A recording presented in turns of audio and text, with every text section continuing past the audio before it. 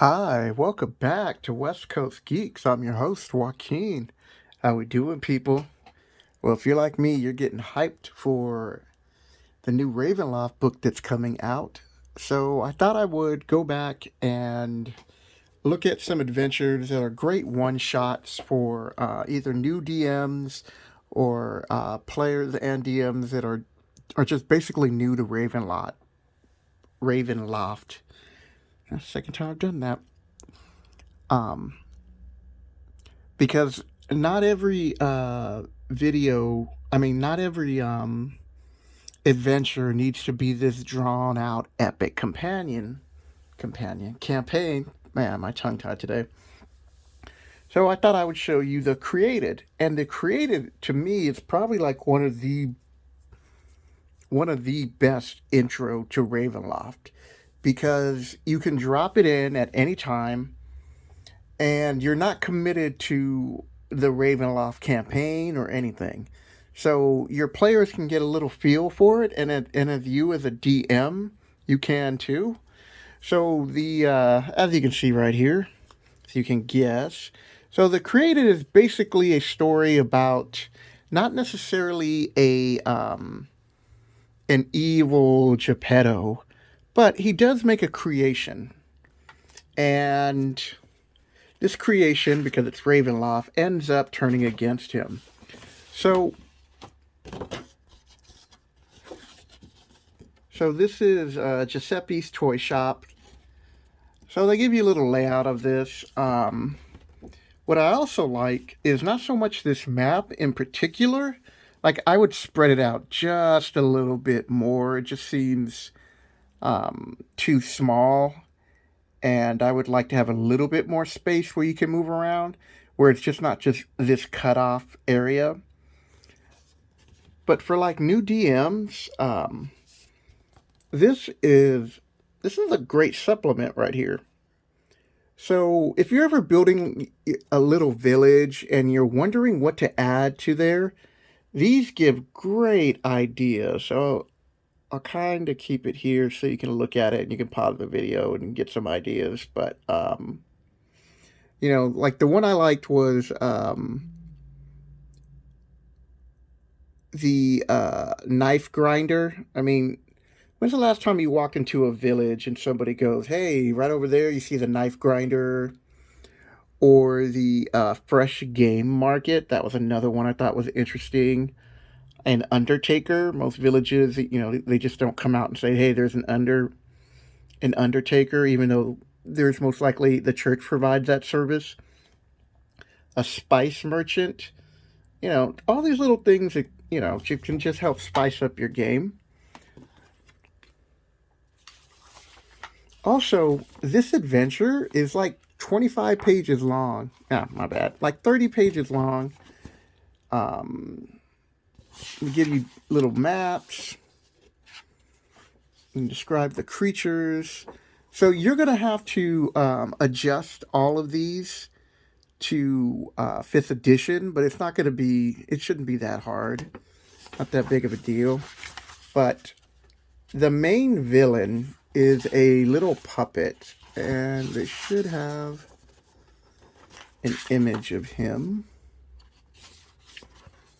Yeah, that's one, but I don't really like that image of him. And they do a pretty good job of just walking you through everything.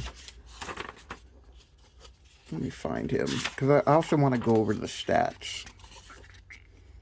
So this is a video for DMs. So if you're a player, you probably shouldn't have been watching this the moment it said, for DMs. But as a DM, you can tinker with any adventure. So make this your own. So they have all these different acts that you go through, and it's really quick. You can probably finish this in like 2 to 4 sessions, depending on what kind of time you play. And it should have marked it off is what I should have did. Oh, here it is. Okay. So Malagino, I know I'm mispronouncing that. Is this like he's like this golem? He's like a doll golem. That's what they refer to him as. And you're going to have to really tinker him for your players because you don't want him to just be too easy and then you're like, that's it, that's Ravenloft. You know, I come in here and there's this doll with a switchblade and we just killed it in 1 or 2 turns. No, you don't want to play him like that. First off, he's got special attacks like Taunt, Ventriloquism, Otto's Irresistible Dance, but they do allow a save, unlike in the spell, Animate Toy, and Paralyzation. So I would make this puppet like a sorcery and probably make him anywhere between 3rd and 5th level, depending on how powerful your group is. He has a special defense, so repair hit points. He's immune to poison, cold, electricity, and most spells, so I would give him like advantage to magic, and then other spells like polymorph he would be immune to. Anything that changes his form, he would be immune to that magic. He's tiny, so he's not really going to do that much damage.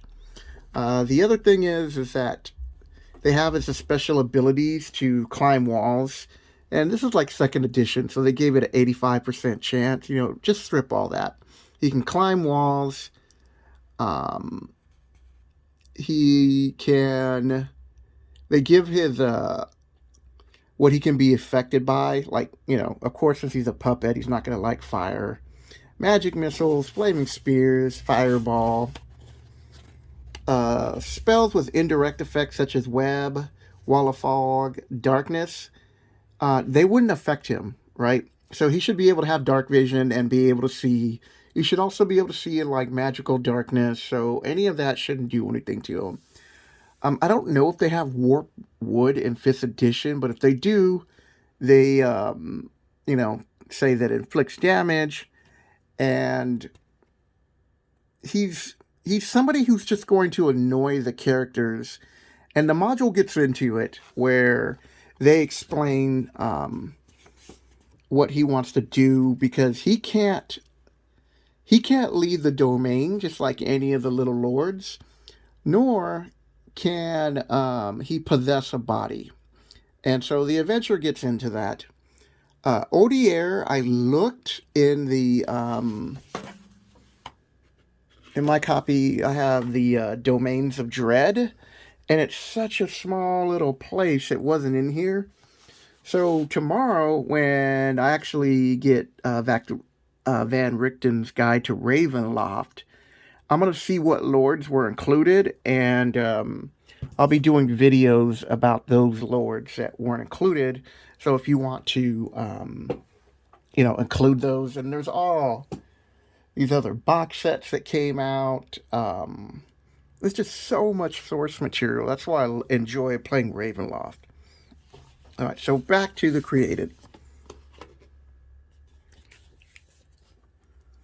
So you can put Odier in any domain. I'd put it like on the edge. And if the players are enjoying themselves and they like, you know, because you're going to try to play this as like it's somewhat of a mystery and suspense. And if they're enjoying that type of game where they don't know if their character is going to die by a wooden puppet with a giant switchblade, and they're having fun and you're having fun, then you can continue on with the Ravenloft campaign, and it's an easy way to go just to put in whatever domain that you are comfortable fitting in everything. So that's my first review, the created. I don't want to go into too much because I have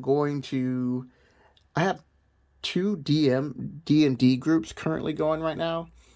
So I'm going to be introducing Ravenloft to one of them. I don't know which one yet. I'm going to wait till the situation arises where I can just slip it in. Because that's what's cool about these Ravenloft, especially these one-shot adventures, where the mist can just overtake them anytime. And you can put them in these little one-shots. They complete it. And then they don't feel like they're trapped, because then they can leave the domain or choose to stay there. So I hope you enjoyed this video, and if you do, if you're enjoying the content that I create, um, hit the subscribe button. I would love to hear from you about you and your DM groups if you're planning on, playing in Ravenloft, and hit the like button too. I would appreciate that. All right, then, people. Hope you guys are having a good day, and I'll see you tomorrow.